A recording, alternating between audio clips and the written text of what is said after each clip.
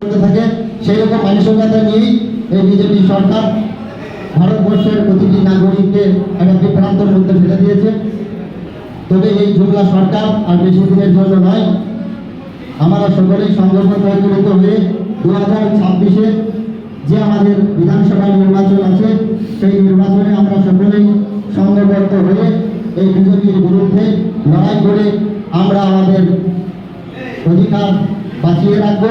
গণতন্ত্রকে শেষ করার একটা মরিয়া প্রচেষ্টা এই বিজেপি সরকার চালিয়ে যাচ্ছে।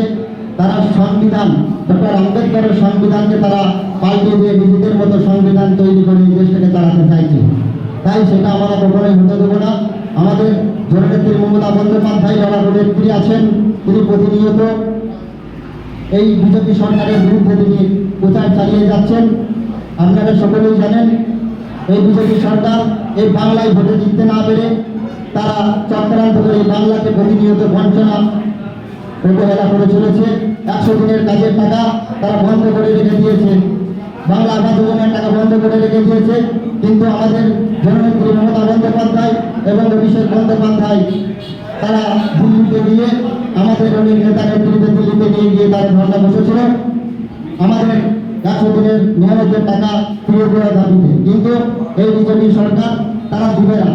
তারা আমাদের নেতা নেত্রীদের আটকে রেখে দিয়েছিল। তাই আপনাদের সকলকে বলবো, আমাদের জননেত্রী মমতা বন্দ্যোপাধ্যায় সেই টাকা কথা দিয়েছিলেন যে অ্যাকাউন্টে দিয়ে দেওয়া, রাজ্য সরকারের তহবিল থেকে দিয়ে দিয়েছেন এবং এরকম 95টি জনমুখী প্রকল্প আমাদের সামনে দিয়েছেন। তাই আমাদের মাথার উপরে জননেত্রী মমতা বন্দ্যোপাধ্যায় আমাদেরকে ছায়ের মতো আগলে রেখেছে। চিন্তার কোনো কারণ নেই, আমরা জয়লাভ করব, আমরা এই বিজেপিকে পরাস্ত করব।